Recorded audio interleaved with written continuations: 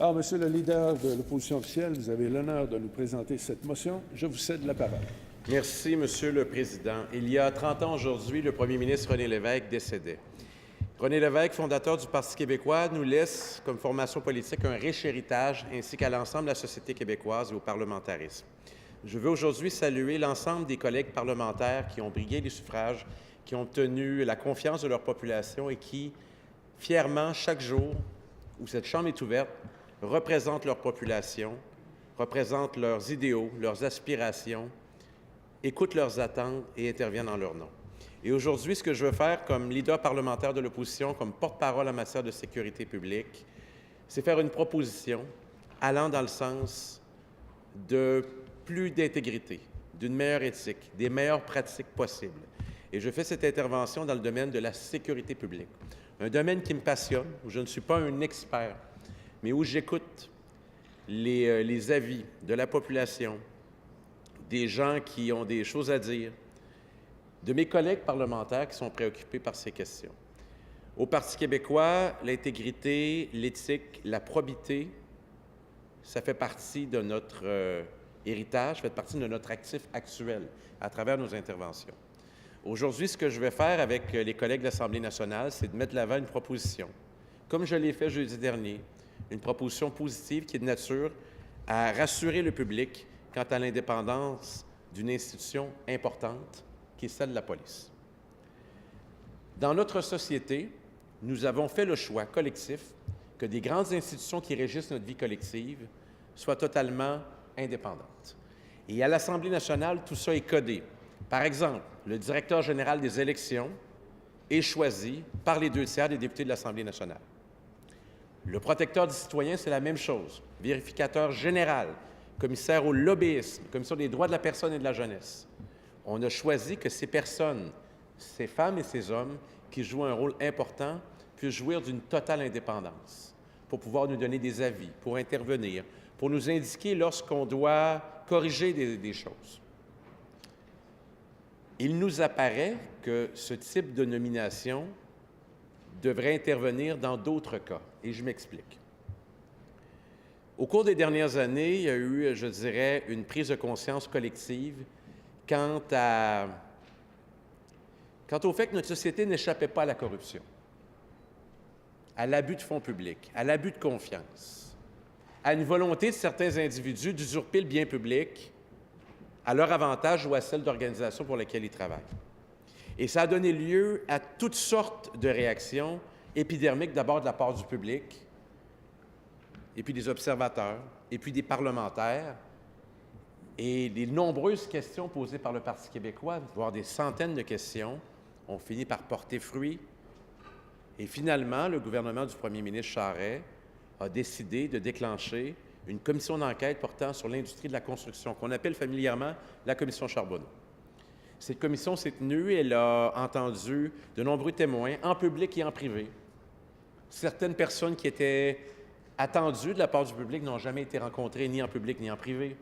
Et on comptait sur cette commission pour nous permettre de comprendre des stratagèmes qui ont permis à des gens de s'enrichir indûment. Cette commission a duré pendant des mois, elle a été suivie par des milliers de téléspectateurs, de juristes, de parlementaires, de gens intéressés par la justice. Et au bout de l'exercice auquel on a participé comme formation politique, on arrive avec un rapport, le rapport de la commission Charbonneau, qui est un rapport où il y a une dissidence importante. La dissidence d'un des commissaires qui s'appelle M. Renaud Lachance. Une dissidence que je continue de considérer comme suspecte, M. le Président, où des éléments à leur face même indiquaient des liens, une corrélation entre des contrats et des contributions politiques. M. Lachance a choisi d'ignorer ces faits.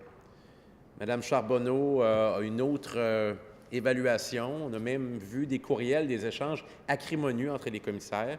Je dirais que c'est un exercice manqué à bien des égards. Mais beaucoup d'énergie, beaucoup d'argent y ont été consacrés. L'objectif pour nous, c'est qu'il n'y ait pas d'impunité pour personne. Si vous commettez un crime, vous pouvez être accusé, vous pouvez être condamné. Et l'argent durement gagné par les Québécois et les Québécoises mérite d'être protégé, mérite d'être consacré dans les missions essentielles de l'État.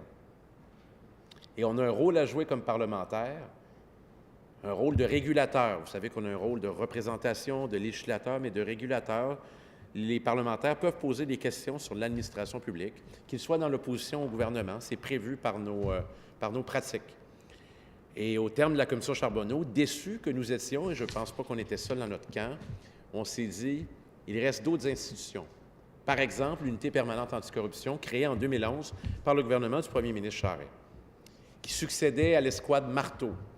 Et cette unité, qui se veut une nouveauté inspirée de certaines pratiques qui ont lieu ailleurs dans le monde, notamment à New York, regroupe des policiers et des civils, des policiers de différents corps de police, qu'ils soient de la Sûreté du Québec, qu'ils soient du SPVM, qu'ils soient des retraités, qu'ils soient des civils, des experts, qui travaillent à faire des enquêtes sur la corruption. Et depuis 2011, on a vu le fruit de ce travail. Il y a eu beaucoup de signalements qui ont été faits. C'est une unité qui a eu énormément de visibilité, donc il y a eu des signalements qui ont été faits. Il y a eu des enquêtes qui ont été conduites, il y a eu des rapports qui ont été présentés à l'Assemblée nationale. Il y a eu des objectifs qui ont été fixés également par le commissaire de l'unité permanente anticorruption. Il y a un rapport annuel en décembre, à chaque année, où le commissaire se fixe des objectifs. Avant d'arriver à ces objectifs, je vais vous parler de ce que j'ai vu, moi, comme parlementaire, comme membre d'un conseil des ministres entre la 2012 et 2014, où j'ai vu ce que jamais on n'aurait cru voir. Le maire de Laval, Gilles Vaillancourt, arrêté, condamné. Personne n'aurait cru voir ça. Pourtant, c'est arrivé. Le maire de Montréal, Michael Applebaum, arrêté, accusé, condamné. Un maire avec qui j'ai dû travailler comme ministre, M. le Président, jamais j'aurais pu soupçonner ce qu'on lui reprochait. Et dans différentes villes, il y a eu des enquêtes importantes, notamment dans les Basses-Laurentides, sur la rive sud de Montréal et ailleurs. Dans le domaine informatique aussi, un domaine qui n'a pas été couvert par la commission Charbonneau, mais où on soupçonne qu'il y a énormément d'argent en jeu. Il y a des gens qui essaient de profiter de failles dans le système pour s'enrichir. Et c'est un thème qui nous préoccupe. Et je me souviens, par exemple, du député de Lapellerie qui a fait un excellent travail, qui avait à plusieurs reprises indiqué en cette Chambre qu'il faudrait aller voir dans le domaine informatique. Et nous sommes d'accord avec lui. Mais il y a plus. Alors, on parle des municipalités, on parle des consultants, mais il y a également le monde politique. Et le monde politique, je parle de l'Assemblée nationale, je parle du gouvernement du Québec, je parle des sociétés d'État, je parle de toutes ces personnes qui sont près du pouvoir, quels qu'ils soient. Et à travers les médias, à travers leurs sources, à travers des informations, à travers des témoignages, parfois à visage découvert, parfois dans l'ombre, des sources anonymes qui sont quand même des sources, on apprend l'existence d'opérations qui visent des personnalités importantes. On a parlé abondamment de l'affaire Machuré, qui vise un ancien premier ministre et qui vise un collecteur de fonds important du gouvernement, du parti au pouvoir. Cette affaire, elle a été révélée pour la première fois en 2014 à l'émission Enquête de Radio-Canada. Je me souviens que c'est le journaliste Alain Gravel qui l'avait révélée. Et il a fait grand bruit l'an dernier, ou cette année, en fait, au printemps, lorsque des nouveaux éléments ont permis de voir que c'était une enquête sérieuse qui se poursuivait. Puis on a appris également à cette Chambre, ici même, qu'il y avait des mesures qui existaient, des mesures dilatoires, une requête Lavallée en l'occurrence, qui faisait en sorte de retarder considérablement l'aboutissement de cette enquête, qui a cours depuis 2013.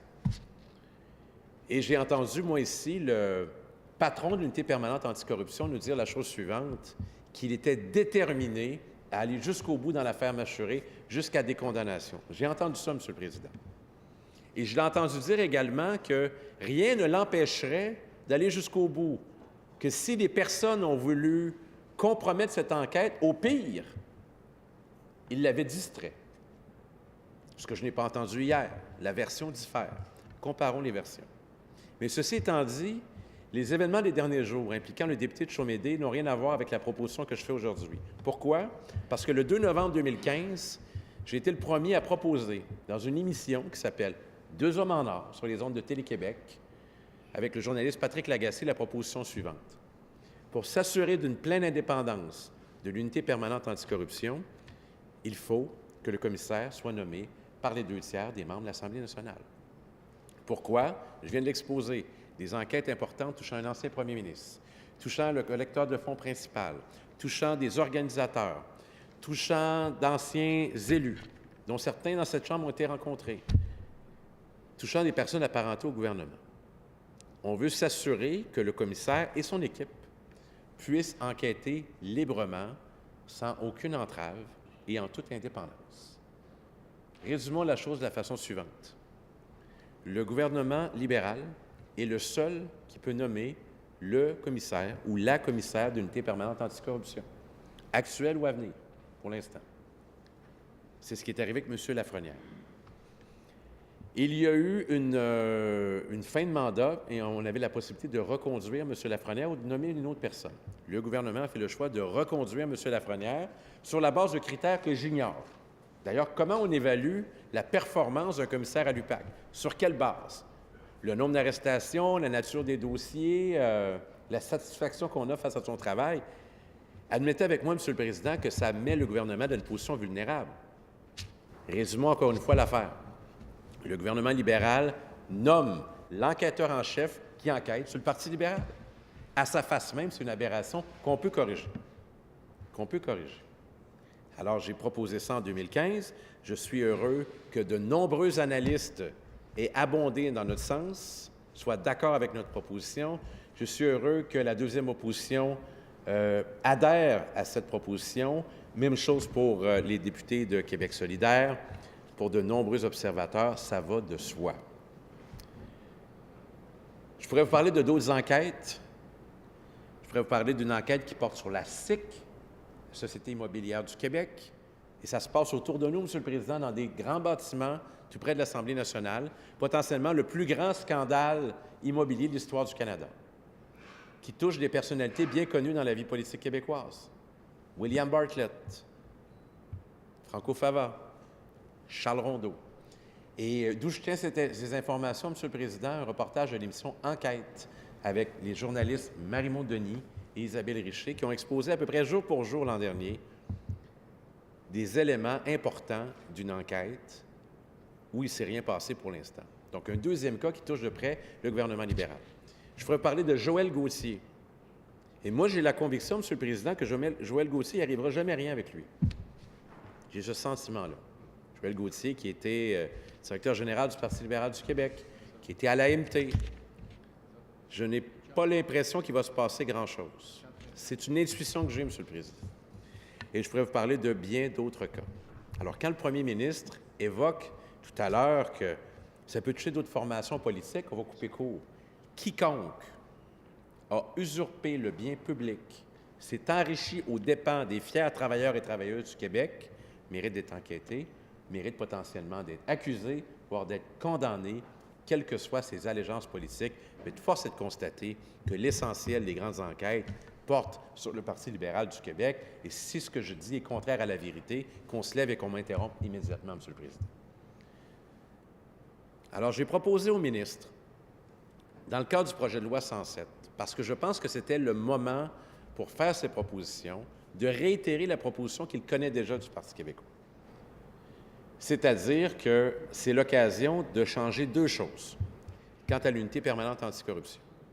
L'unité permanente anticorruption nous dit, pas le gouvernement, nous dit à travers son commissaire, il me l'a dit à moi-même, quand il est venu à l'Assemblée nationale, à l'étude des crédits ou lors d'une évaluation après 5 ans de son travail, que lui souhaitait un corps de police pour être plus indépendant. C'est son souhait. Le gouvernement répond à son souhait pour lui donner davantage de pouvoir, mais pas davantage de reddition de comptes et pas davantage d'indépendance de là où ça compte. Pas de la Sûreté du Québec, du gouvernement du Québec. Et d'ailleurs, ça tend à démontrer le contraire de ce que le premier ministre a dit tout à l'heure. Le premier ministre nous dit « Les parlementaires ne peuvent pas questionner l'unité permanente anticorruption comme s'ils étaient des procureurs ou des enquêteurs. » Je tiens à rappeler que le commissaire de l'unité permanente anticorruption était dans nos murs au Salon Rouge juste à côté il y a à peine 2 semaines. Qu'à chaque étude des crédits, il est là et j'ai posé des questions sur à peu près tous les dossiers inimaginables, y compris sur des enquêtes. Le ministre en est témoin, il était là. Donc oui, on peut le faire. Alors, je veux corriger ça. On est capable de le faire correctement. On l'a fait dans l'affaire Bruno Fortier. On l'a fait dans l'affaire de l'ex-lieutenant-gouverneur, Mme Lise Thibault. Les parlementaires sont capables de faire correctement un travail où il questionne des gens qui sont nommés par le gouvernement du Québec. L'unité permanente anticorruption, là, ce n'est pas une unité indépendante. Elle relève dans l'organigramme directement du ministre de la Sécurité publique. C'est lui le patron, ultimement. Même chose pour la Sûreté du Québec, même chose pour le Bureau des enquêtes indépendantes. Donc, il y a une responsabilité. Ce que je dis au ministre, et j'aimerais pouvoir lui dire en commission parlementaire, mais le gouvernement a choisi d'interrompre les travaux, comme si les travaux parlementaires du projet de loi 107 étaient liés à ce qui se passe avec le député de Chaumédé, ce qui n'en est rien. Mes requêtes, mes demandes sont antérieures à ce qui s'est passé avec le député de Chaumédé. Antérieures. Ça fait longtemps que je demande ça, les 2/3. 2 novembre 2015. Mes collègues sont témoins, j'en ai parlé abondamment sur toutes les tribunes que j'ai eues, que ce soit dans notre caucus ou à l'extérieur. Il a l'occasion d'ouvrir la possibilité et d'échanger avec nous sur une façon d'avoir un vaste assentiment de l'Assemblée nationale pour adopter une bonne pièce législative. Puis le ministre m'a entendu dire ça souvent. Lorsque j'interviens en Chambre, je veux m'assurer qu'on a fait le maximum pour avoir la meilleure loi possible, qu'on en soit fiers collectivement. Bien sûr, l'initiative provient du gouvernement.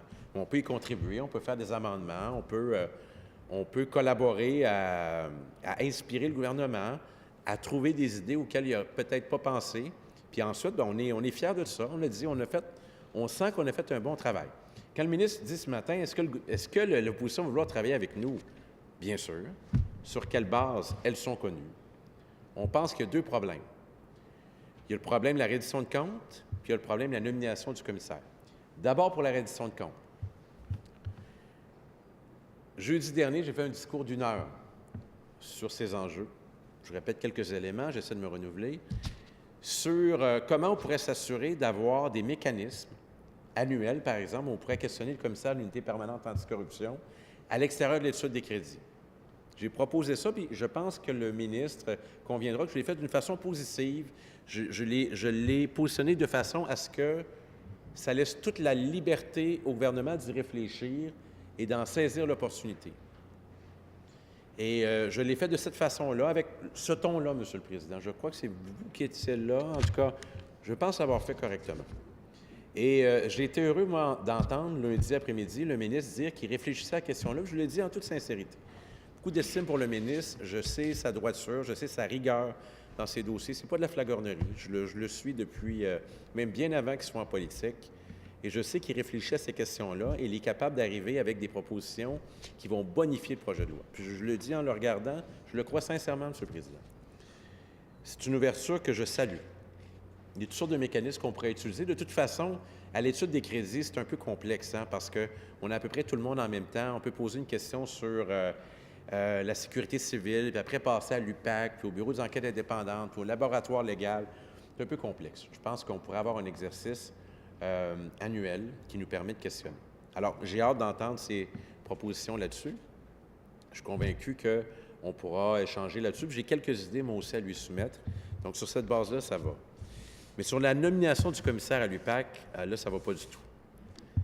Je veux bien croire que la commission Charbonneau a recommandé je pense que c'est la recommandation 31, qu'il fallait nommer avec un comité, tout ça. Je veux bien.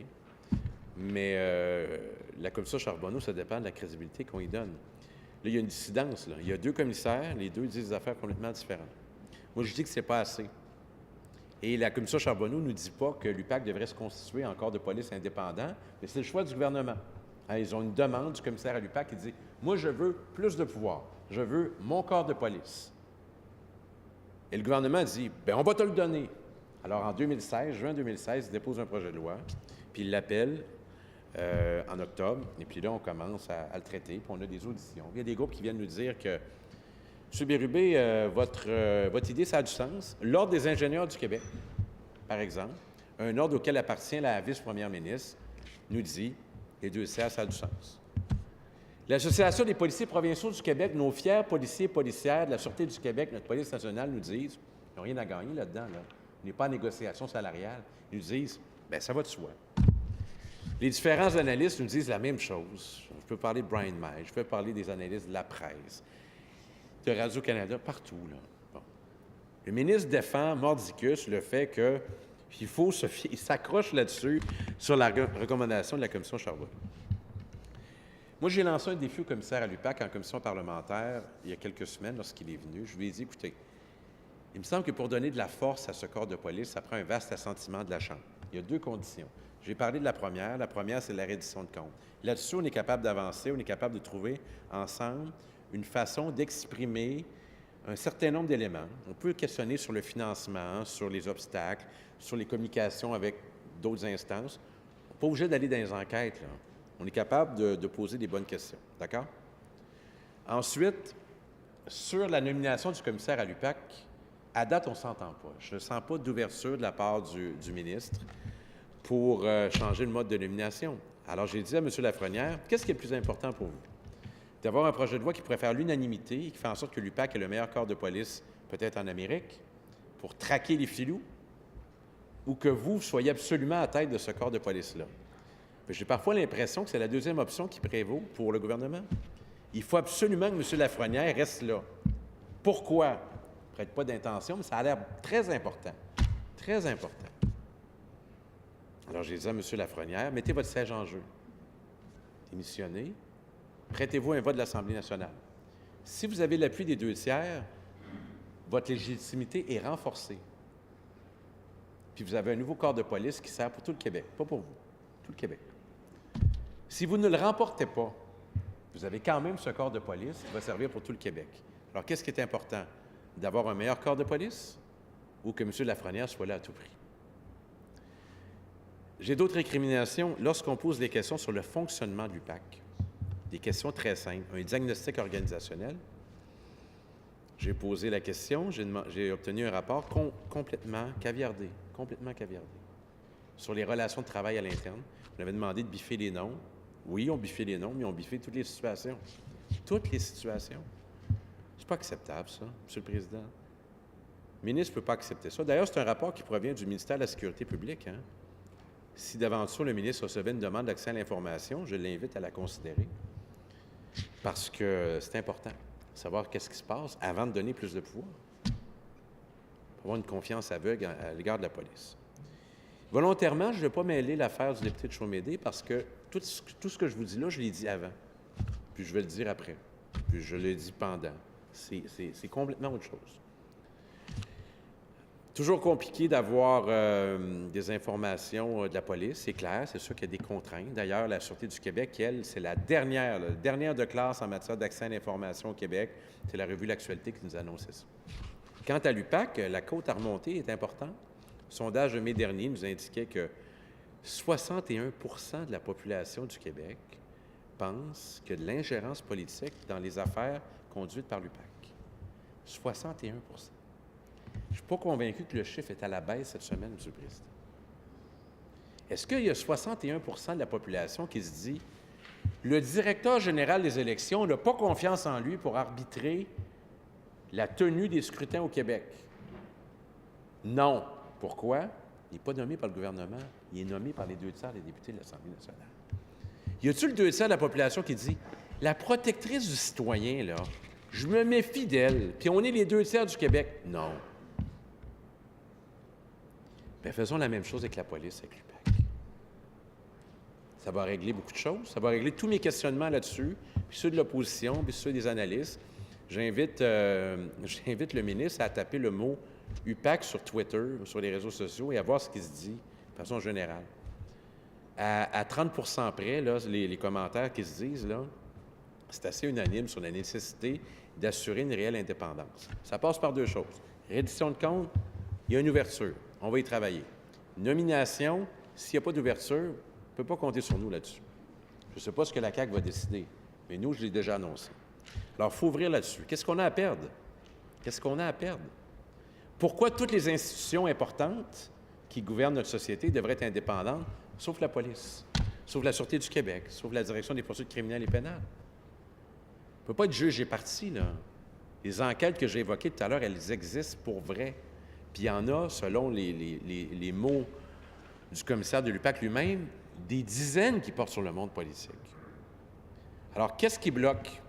Est-ce que c'est un manque d'argent? Il semblerait que non. Il y a eu une rallonge là, qui a été accordée l'été dernier. peu près $1 million. Je ne sais pas à quoi ça a servi. Peut-être que le ministre pourrait nous le dire. Ça a peut-être servi aux effectifs sans précédent qui ont servi à traquer le député de Chaumédé, je ne sais pas. Je ne peux pas poser la question. Le gouvernement a refusé qu'on entende le député de Chaumédé et le commissaire de l'UPAC en commission parlementaire. La veille, ils sont tous debout et applaudissent. Puis j'ai vu les accolades. « Ah, Guy, on est content de te retrouver. » Quand vient le temps de voter pour une motion, pour l'écouter, le parlementaire qu'ils estiment, « Ah, là, c'est donc. » Ça a changé vite. On l'a abandonné vite. Quand le commissaire de l'UPAC dit le printemps dernier, je suis déterminé à aller jusqu'au bout dans l'opération Mèche-Souris, puis voir des arrestations, puis j'entends le ministre dire, il fait bien, puis tout le monde dit, ouais, vas-y.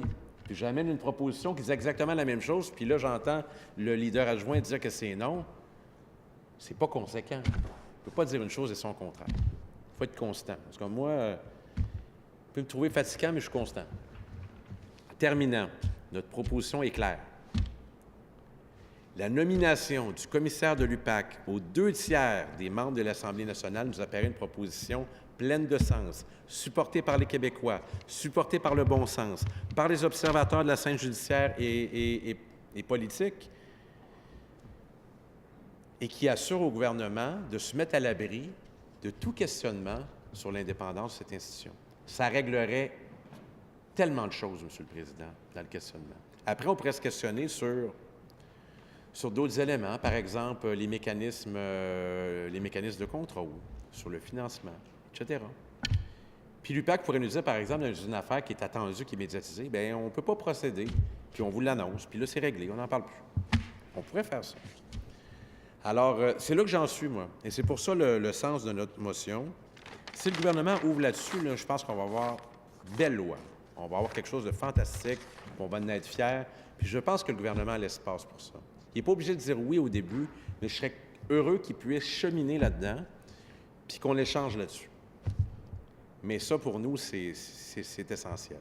C'est essentiel, la confiance n'est pas là. Il y a 22 % des Québécois dans le sondage léger de mai dernier qui considèrent que l'instance est indépendante. Je ne peux pas tolérer ça. C'est pas bon pour le commissaire à l'UPAC, c'est pas bon pour les personnes qui travaillent avec lui, c'est pas bon pour le public, puis c'est pas bon pour personne, en fait. Alors, en terminant, M. le Président, je demande au gouvernement de voter pour cette proposition et qu'on amorce les travaux, qu'on reprenne le projet de loi 107 et qu'on ait ensemble une volonté de se donner du meilleur corps de police possible et de s'assurer de la pleine indépendance de l'unité permanente anticorruption. Voici mon propos que je livre à mes collègues parlementaires pour qui j'ai de l'estime et à qui je demande de considérer cette proposition comme étant une proposition positive qui nous permet d'assurer l'indépendance. Alors, Monsieur le leader de l'opposition officielle.